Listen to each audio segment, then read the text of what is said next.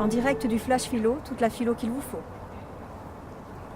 Laurence, pourquoi écrire sur la vie anecdotique des philosophes? Peut-être parce que j'ai trouvé justement que c'était une manière d'aborder différemment leur biographie. Et puis la possibilité aussi de parler d'eux sous un autre angle, les rendre peut-être plus sympathiques auprès des lecteurs.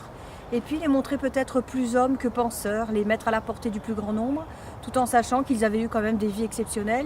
Les anecdotes le prouvent, ils ont eu des parcours de vie particuliers et ils se sont en quelque sorte manifestés dans le monde de façon déjà très philosophique.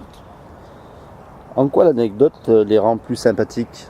Par exemple, lorsqu'on fait référence à Marc Aurèle et qu'on le présente comme étant l'empereur qui, dans la responsabilité de sa fonction, a pu organiser une vente aux enchères pour pouvoir, en récupérant de l'argent, mettre sur pied une armée, on se rend compte qu'il a mis à l'œuvre sa philosophie qui était une philosophie stoïque.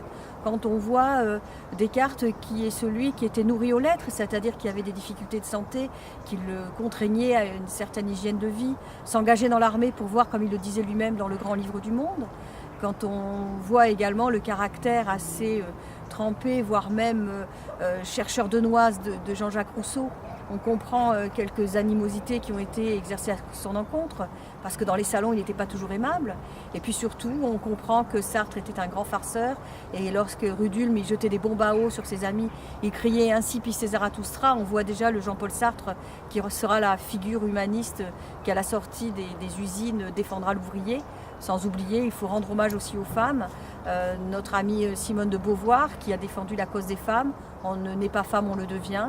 Et puis peut-être aussi, j'avais envie de parler de William Afer-Amo, qui est le premier philosophe noir à avoir été contraint en quelque sorte à l'exil, mais en même temps, c'est celui qui a marqué par sa condition l'histoire de la philosophie en montrant qu'il était possible, même pour, on va dire, un enfant sorti d'un pays tel que l'Afrique, de pouvoir penser de grandes idées et devenir un grand philosophe.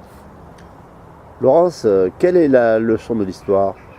Je crois que la leçon de l'histoire, c'est de montrer que les manuels de philosophie ont oublié de citer pas mal de femmes philosophes. On est véritablement dans un flou artistique, j'ai presque envie de dire, par rapport à ces femmes qui ont occupé la pensée. Et puis surtout, on apprend que ces philosophes sont peut-être plus humains qu'il n'y paraît, qu'ils ont aussi leurs failles, qu'ils ont dû faire face à leur époque et aux difficultés de leur temps. Et puis je crois qu'entrer par l'anecdote dans leur vie, c'est aussi montrer que leurs pensées ont été aussi éprouvées au cœur des hommes et que l'humanisme qui se dégage de leurs écrits ou de leurs arguments est aussi la trace, ou en tout cas la preuve qu'ils ont laissé des traces aussi dans l'humanité. Je crois que c'est une façon aussi de les penser hommes avant de les penser sages. Laurence, merci. C'était Flash Philo en direct de la Castille.